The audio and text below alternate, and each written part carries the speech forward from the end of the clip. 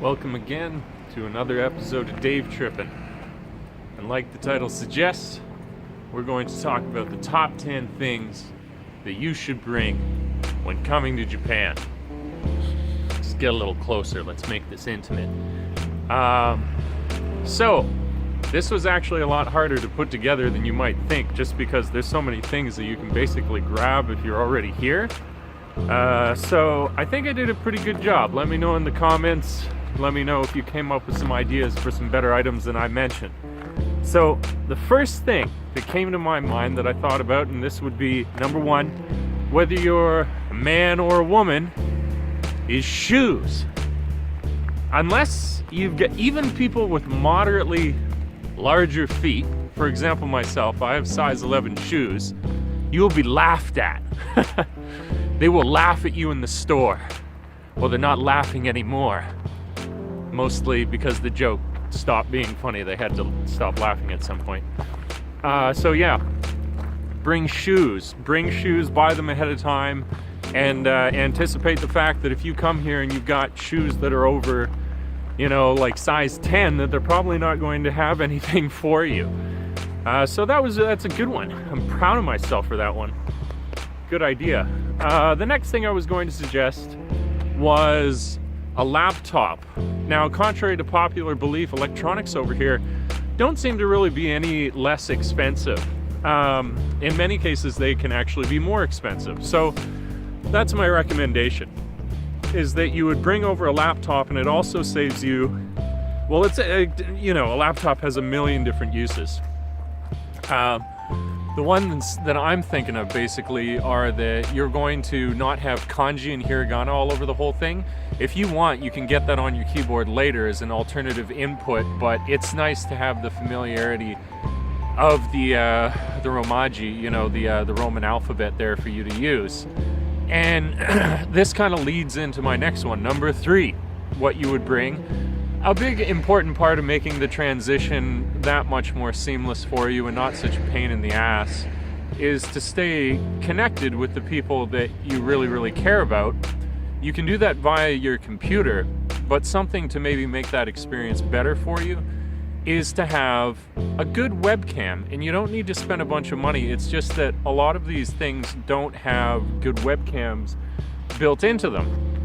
So I would suggest grabbing, get a decent laptop if you can, and get a webcam. We're gonna get even more into it, yeah. And get a webcam to go along with it, so you can stay in touch with your loved ones. Just a really, really nice thing to do. And like I say, it'll just ease you into it. If you can talk with somebody on Skype, you're like, yeah, it's crazy over here, but it's also exciting, and I'm going to share that with somebody that I care about. So, moving on to number 4. These ones are a little more no-brainer kind of style ones. If you have a particular, call it hygienic product, like toiletries, like hair stuff, there's a really good chance that brand may not be here.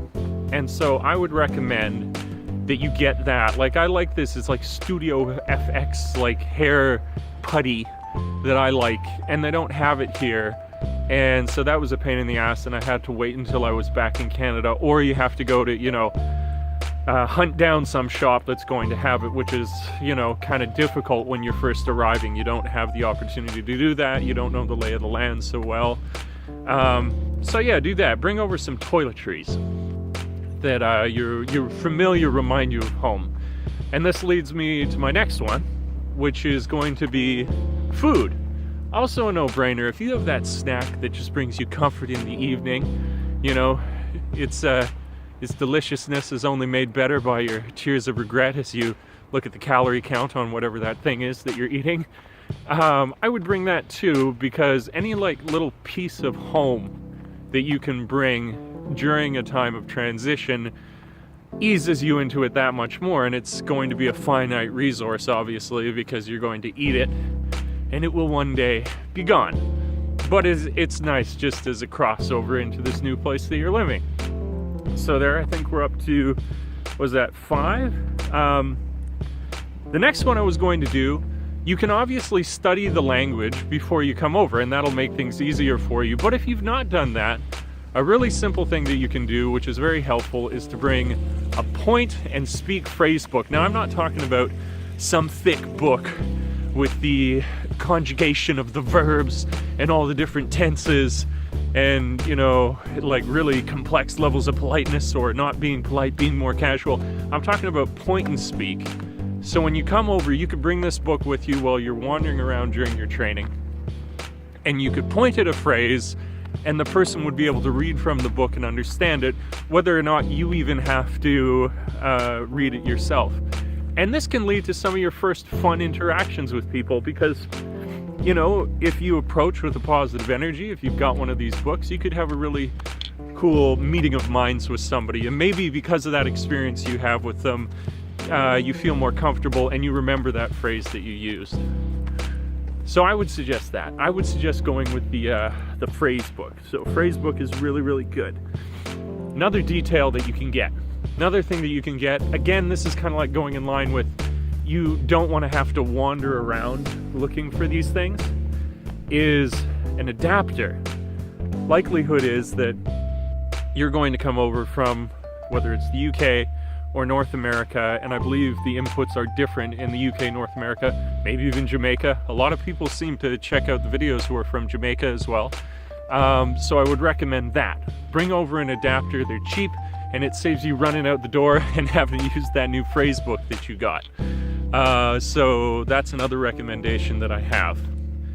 Now the next one, this is for the guys. This is especially for the guys. You're gonna appreciate this, guys. You may be like, I didn't think of that.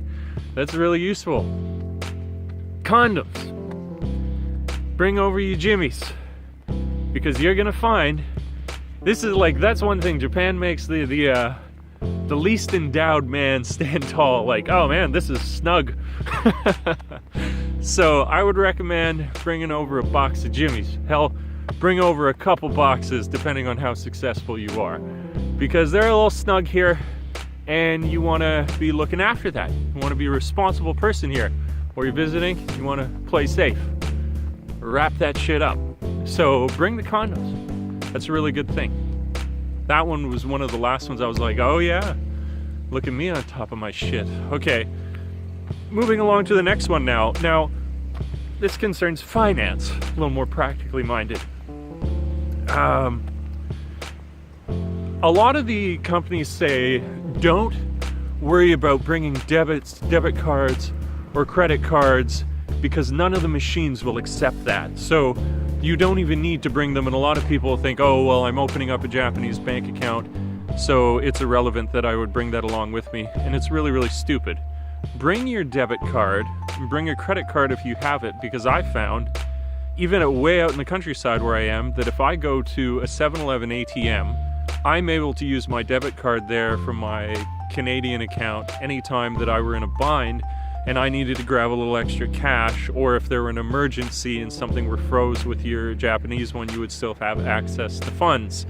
So bringing a debit card or bringing your debit and credit card along with you is something well worth doing. I think I made it up to, I think that's 9. Oh shit, I don't think I had a 10th. I was gonna try and spare you the sappiness. There's enough of that in my other videos. Oh well. As number 10, bring a sunny disposition and a belief in humanity. And with that, you cannot fail. Actually, that's not true. People often fail with that. Yeah, so there's my top 10 things to bring. I hope you find them useful. I've compiled this list from at least 20 minutes of thinking very, very hard about it, so I'm pretty proud of the result. If you like videos like this, please do like, subscribe, comment, and share. As I say, it's the natural thing to do if you like it. You know, if you're somebody who already lives in Japan, add to this list. Like I said at the beginning, write down in the comments below, let people know what they should be bringing, which you didn't realize would be so awesome to have with you. Yeah, so that's all I got to say for now. All my info should be down at the bottom, so if you want to follow me on Twitter for updates or check out some pictures of Japan, follow the Instagram, and I will catch you guys in the next video. Thanks for tripping with Dave. Ciao for now. Peace.